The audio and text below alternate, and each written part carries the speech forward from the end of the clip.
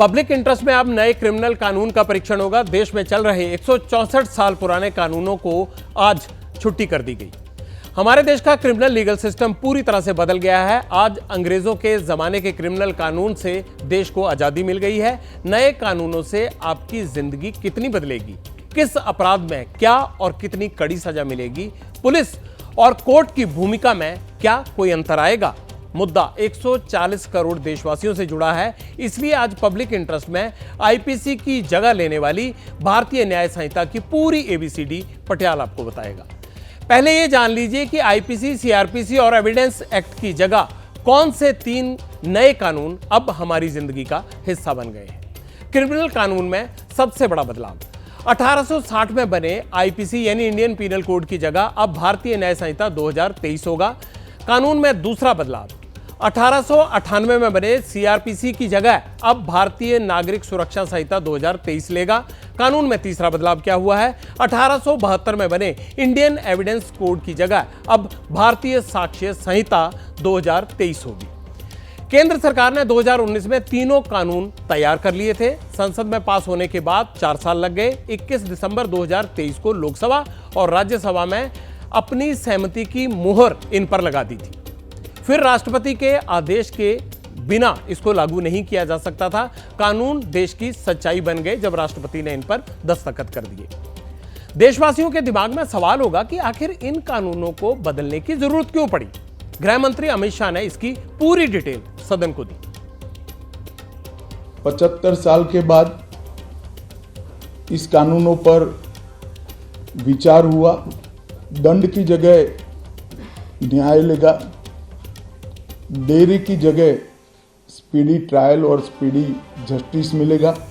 पूरी न्याय प्रणाली का आपराधिक कानूनों की पूर्णतया इसके अंदर हम कह सकते अब भारतीय आत्मा है। नाबालिग के साथ बलात्कार में मौत की सजा, इसके साथ साथ ऑनलाइन एफआईआर की व्यवस्था से भी ढेर सारी उत्पीड़न का सामना कर रही महिला एम्ब्रेसमेंट से बच पाएगी। रात 2 एक ऐसा कानून था जो अंग्रेजों ने अपने शासन की रक्षा के लिए बनाया। राजद्रोह को हमने जड़ से समाप्त कर दिया है। कानून का डंडा चलता है तो बड़े बड़े सीधे हो जाते हैं, चाहे सिस्टम हो या फिर आम आदमी। नए कानून में ऐसा क्या है जिससे न्याय झट मिलेगा और अपराधी भी फट डरेंगे। नए कानून की चर्चित नई धाराओं की डिटेल्स भी आप जान लीजिए। पहले मर्डर के लिए धारा 302 लगती थी, अब 103 लगेगी। पहले 10 साल की सजा थी या उम्र कैद, अब उम्र कैद और फांसी का प्रावधान है। हत्या की कोशिश के लिए पहले 307 धारा लगती थी, अब धारा 109 लगेगी। आईपीसी में गैर इरादतन हत्या के लिए धारा 304 लगती थी, उसके बदले अब 105 लगेगी। लापरवाही से मौत के लिए पहले 304A लगती थी, अब धारा 106 के तहत यह कार्रवाई होगी। पहले रेप और गैंग रेप की धारा 375, 376 थी, अब धारा 63, 64 और 70 में इसे रखा गया है। इसमें पहले 10 साल तक की सजा थी, अब फांसी भी हो सकती है। पहले देश के खिलाफ युद्ध छेड़ने के लिए धारा 121 या फिर 121A थी, नए कानून में धारा 147 और 148 लगेगी। मानहानि में पहले 499 और धारा 500 के तहत केस होता था, अब 356 के तहत कानूनी एक्शन होगा। छेड़छाड़ के लिए पहले धारा 354 के तहत कार्रवाई होती थी, अब धारा 74 के तहत एक्शन होगा, जिसमें कड़ी सजा का प्रावधान किया गया है। दहेज के केस में पहले 498A के तहत कार्रवाई होती थी, अब धारा 85 के तहत एक्शन होगा। दहेज हत्या के लिए पहले धारा 304B लगती थी, अब धारा 80 लगेगी। लूट के लिए पहले 392 धारा लगती थी, अब धारा 309 लगेगी। डकैती के लिए पहले धारा 395 थी, अब धारा 310 लगेगी। पहले कोर्ट किसी आरोपी को 19 अपराधों में ही भगौड़ा घोषित कर सकता था, अब 120 अपराधों में भगौड़ा घोषित करने का कानून बन गया है। सड़क पर सुरक्षा के लिहाज से नया कानून अच्छा है, क्योंकि पहले स्नैचिंग के लिए कठोर नहीं थे कानून, अब स्नैचिंग के लिए 10 साल तक की सजा हो सकती है। ठगी के लिए धारा 420 थी, अब धारा 316 लगेगी। एक और खास बात बताता हूं आपको, नए कानून में अगर आरोपी कोर्ट में नहीं है तो उसके मुकदमे में ट्रायल की कार्रवाई होगी। इससे भगौड़े अपराधियों को सजा देने में मदद मिलेगी। अब पटियाल आपको यह बताएगा कि नए कानून का जनता, पुलिस और अदालत पर क्या असर पड़ेगा। क्या नए कानून से आम आदमी के लिए न्याय की राह आसान होगी तो कैसे? कानून के एक्सपर्ट से मैंने यही सवाल पूछे। उन्होंने जो कहा वो भी आपके लिए सुनना और समझना बहुत जरूरी है। यह खास तौर से तब परिलक्षित होता है जब इसमें महिलाओं और बच्चों से संबंधित कानूनों पर बहुत ही कड़ाई का एक प्रावधान किया गया है। और इसमें जैसे अभी गैंग रेप के लिए कम से कम जो है 20 साल की सजा होगी और मैक्सिमम जो है उसमें आजीवन, जब तक वो आदमी जिएगा तब तक वो जेल में रहेगा, ऐसी सजा का प्रावधान किया गया। बच्चों के साथ जो 18 वर्ष से कम के बच्चों के साथ यदि कोई रेप करता है तो उसमें मौत के सजा का ही प्रावधान है।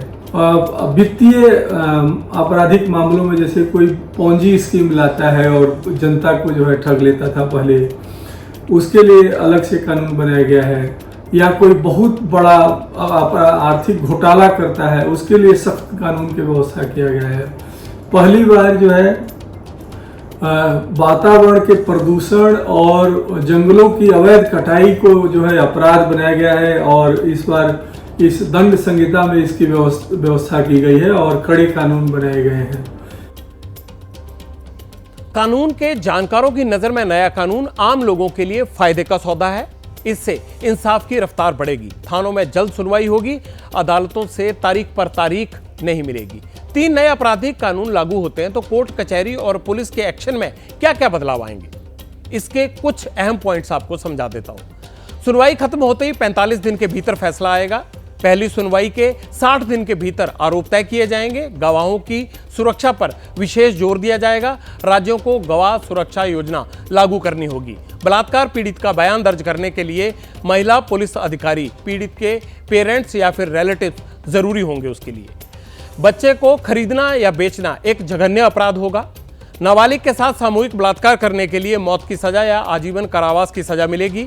नए कानून में गिरफ्तारी का प्रोसेस सेम है लेकिन कुछ बदलाव हैं। जैसे अगर गुनाह में सजा 7 साल से कम है तो अरेस्ट जरूरी नहीं है। अगर अरेस्ट होती है तो कारण बताना होगा। इसके अलावा नए कानून में गिरफ्तारी पर महिलाओं और बुजुर्गों को कुछ छूट दी गई है। अगर बहुत जरूरी ना हो तो गिरफ्तारी उनकी नहीं होगी, लेकिन अगर कोई गंभीर अपराध किया है तो गिरफ्तार किया जा सकता है। पहले गिरफ्तार करने के बाद पुलिस तुरंत अदालत में रिमांड की मांग करती थी जो अधिकतम 15 दिन तक होती थी, लेकिन नए कानून में पुलिस के पास 90 दिन का समय होगा। आज पूरा दिन नए कानून पर एक और विवाद हावी रहा। वो ये था कि नए कानून के अधीन पहली एफआईआर कहां दर्ज हुई और किस गुनाह में हुई। इसके लिए मैं आपको 2 तस्वीरें दिखाता हूं। नया कानून लागू होते ही दावा यह किया गया कि पहली एफआईआर दिल्ली के कमला मार्केट में दर्ज की गई है और पुलिस का दावा यह था कि सड़क के बीच में दुकान लगाने वाले के खिलाफ यह केस लिखा गया है। आरोपी का नाम पंकज कुमार है। नए कानून की धारा 285 के तहत यह एफआईआर दर्ज की गई है। हमारी संवाददाता मदीहा खान ने पंकज को ढूंढा और जानने की कोशिश की कि नया कानून कैसे लागू किया जा रहा है, वो पहले से अलग है या फिर पहले जैसा ही है। उसने पहले से आईडी मेरा मांग रहा था, आईडी दिया उसको, सब चीज़ किया, बोला कि जो चालान होगा। हम सोचा चालान होगा। इसने ज़बरदस्ती कोल्ड ड्रिंक, पानी और पेटी यहाँ धरवा के उसके बाद वीडियो हमको यहाँ खड़ा करके बनाया गया। उसके बाद हमको मालूम नहीं था, एफआईआर कर दिया उसने।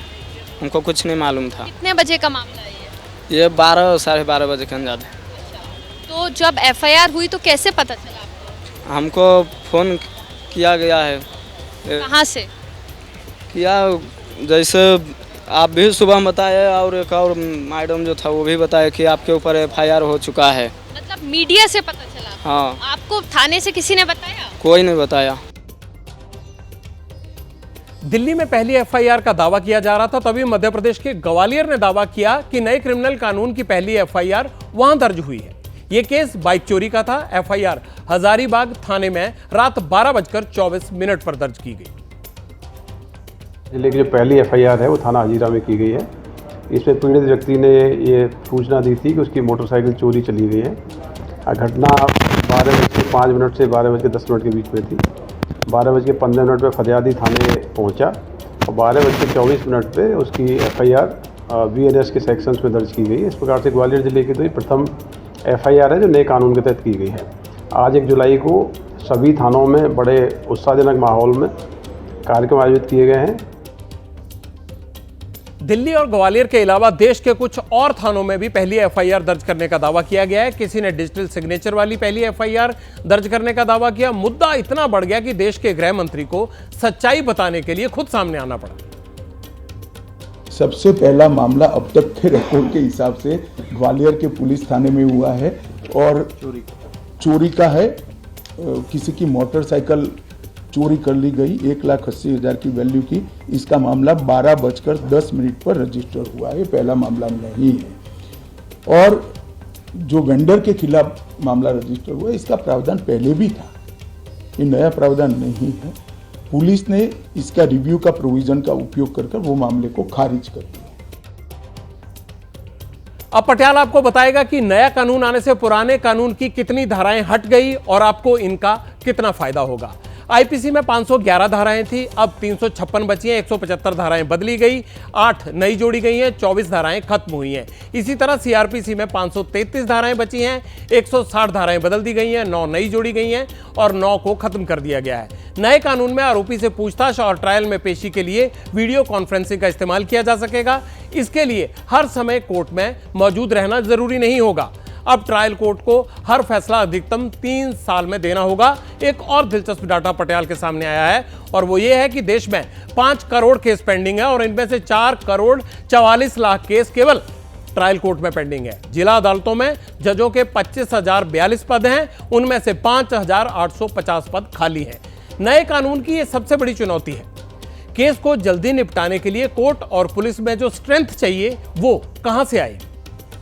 जैसे ही घड़ी का काटा दोपहर 2:30 पे आए, बबीता जी का दिल सास बहू साजिश के लिए मचल जाए। और ये है इनकी बहू, पूरे दिन ऑफिस की टेंशन हो जाए गॉन जब ये करें अपना फेवरेट शो फ्री टाइम पे ऑन। इनकी तरह आप भी देखें अपना फेवरेट शो अपने टाइम पर और डाउनलोड कीजिए एबीपी लाइव ऐप अपने स्मार्ट टीवी पर।